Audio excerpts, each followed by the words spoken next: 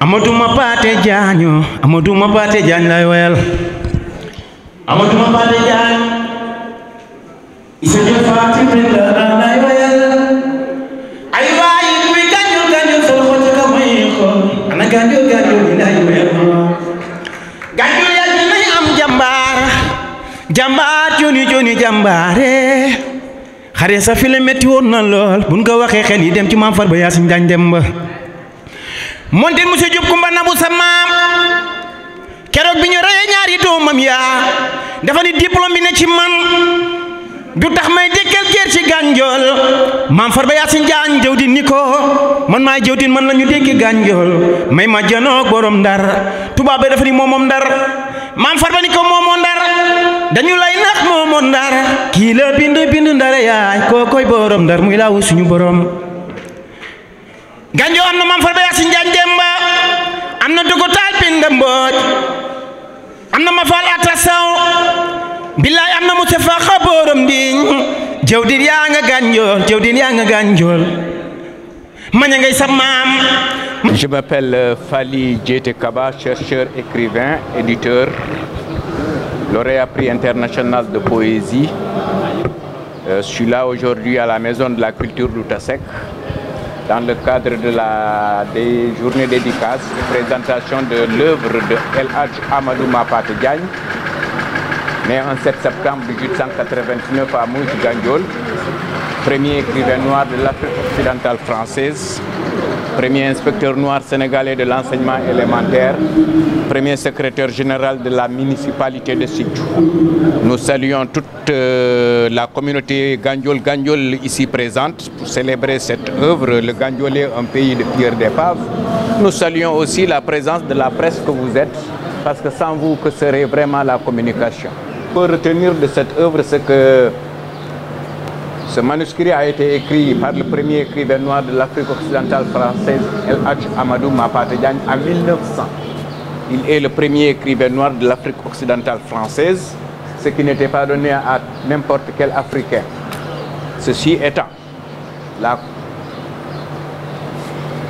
teneur du livre, le contenu du livre,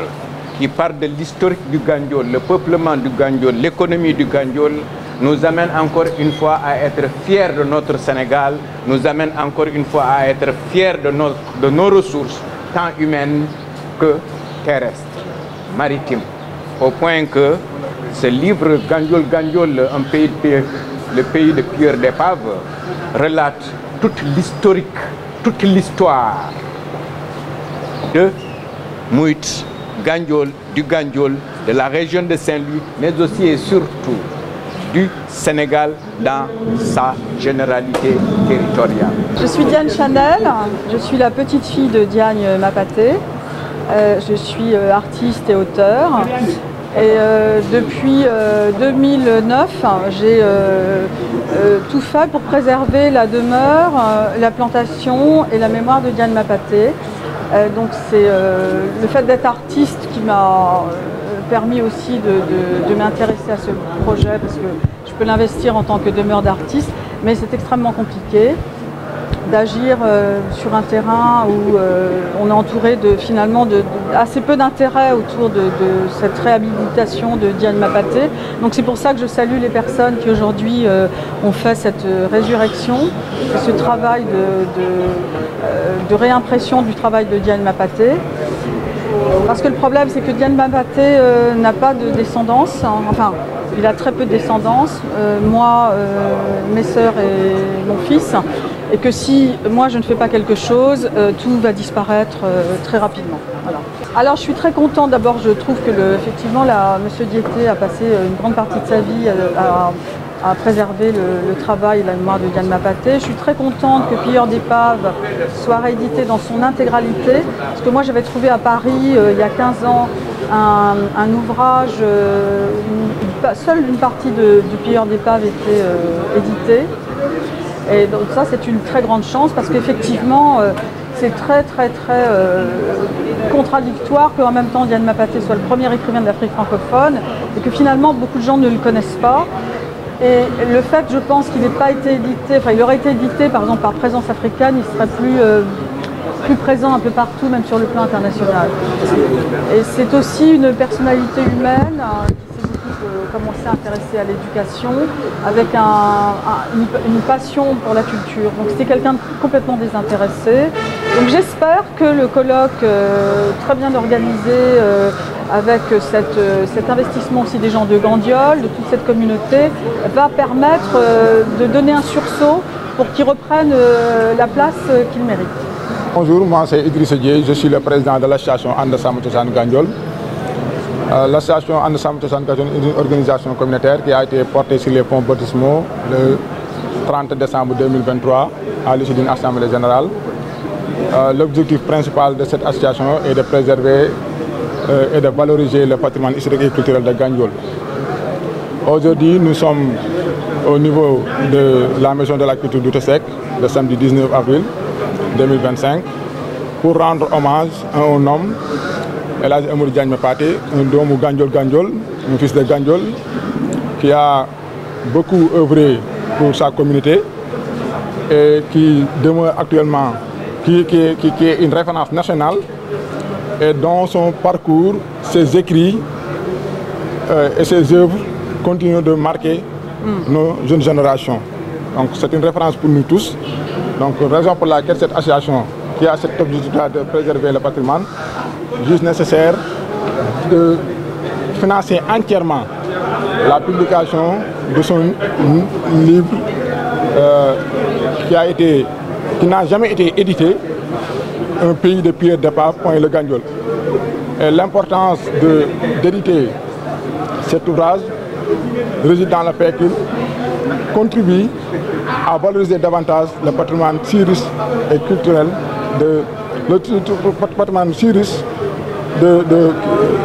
de Gandiol,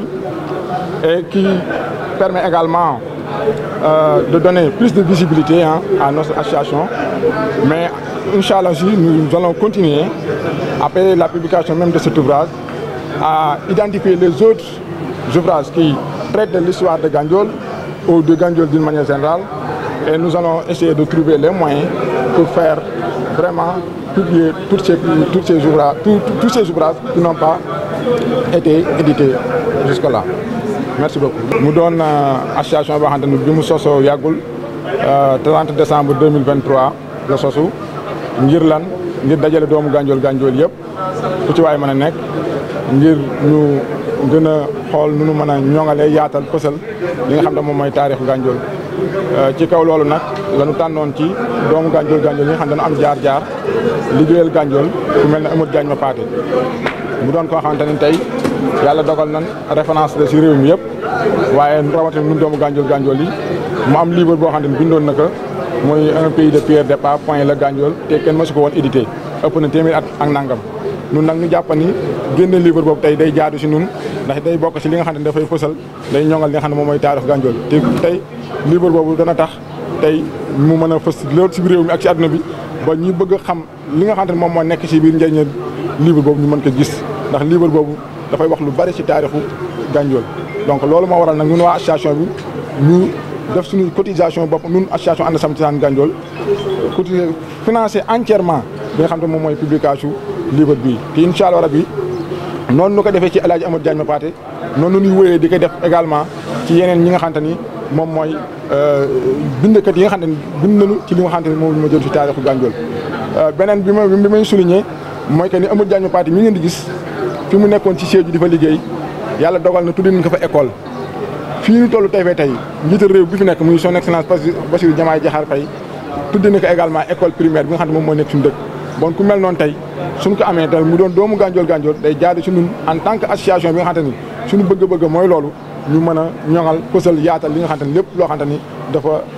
jëm ci ay bindam. donc tey bis bi daal bis bu màgg ci taarixu Gandiol, bis bu màgg ci taarixu réew mi yëpp, ndax Amadou Diagne Mapaté dimension am weesu na Gandiol tey dimension am tey Sénégal yëpp ñoo ko waroon feete tey bis bii nii, ndax moo nekk doon nit ku ñuul ki nga xamante ni mooy premier écrivain noir de l'Afrique occidentale française, premier inspecteur noir de l'enseignement au Sénégal, premier secrétaire municipal de Sédhiou, ak yeneen ay cër yoo xamante ni def ko pour Gandiol. te loolu nag sax la pour ñun Gandiol yëpp. donc beneen bi may lancé mooy ànd sàmm cosaan Gandiol am na yeneen ay activités yoo xam ne ma ngi koy dëgmal lu mel na incha allah rabi mois de juin am na un forum national sur les enjeux environnementaux bu ñu war a organiser foofu sa Gandiol. Au mois de décembre également en collaboration avec le projet de réécriture de l'histoire générale du Sénégal ak Institut des études avancées bu Saint-Louis war nañu organiser benn colloque international sur l'histoire de Gandiol te nu am yaakaar ni loolu nag tey li buñ si yii nii def yëpp muy édition wu livre bii dafa bokk si yi nga xamante ni dafay doon des activités préparatoires ñu jëm ci li nga xamante moom mooy colloque international boobu. di si lancer un appel nag à l'endroit de tous les Gandiol ñu gën a fédéré waat suñuy force gën a doole waat suñuy doole gën a dugg joxante waat loxo pour que lépp li nga xamante ni bëgg nañu ko ngir fësal li nga xamante moom mooy taarixu Gandiol ñu mën ko ndax fësal taarixam dafay bokk ci li nga xamante moom mooy promouvoir le marketing territorial de Gandiol jërëjëf. Abdoulaye Faye direction du livre et de la lecture. ndaje bi tey dafa am importance dafa am solo parce que day rendre hommage nit ki nga xamante ni sénégalais la woon sénégalais bu mag ci mbindum aada ci mbindum mbind bon mu participer ci li nga xamante ni dafa yóbbu woon suñu dëkk ci kaw a kaw donc liñ ko defal tey mérité na ko jar na ko.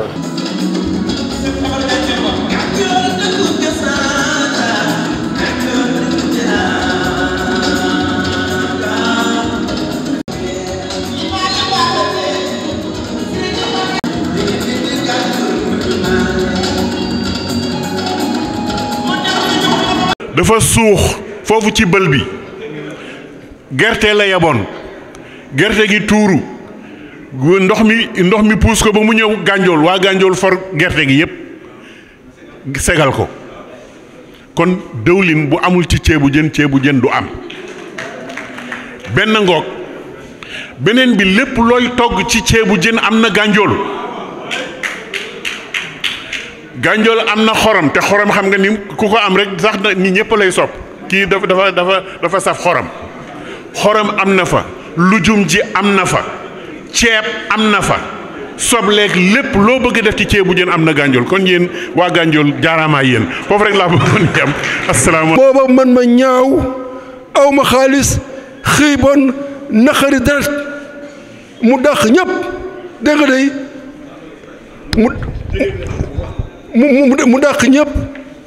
mu dàq ñëpp dégg nga day tànn ma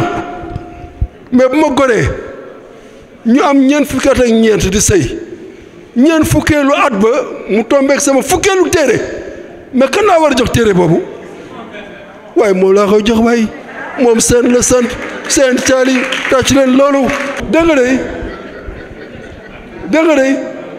seen la santul Fay santul Ngom santul Diouf moom laa am mooy sama awo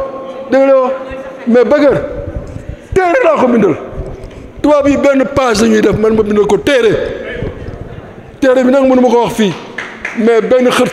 benn xët bii bëggal faali il faut ma wax ko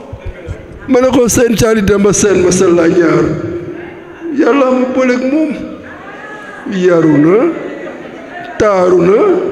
yaatu na tabe na yàlla ma booleeg moom bu xool seddee kaddu jib sago jeex rongoñ tuuru seen caali yaay sama karawu bakkan loolu laal samay gët jooy ne ko fii yaa ko moom seen lu la neex kay doxe danga baax wee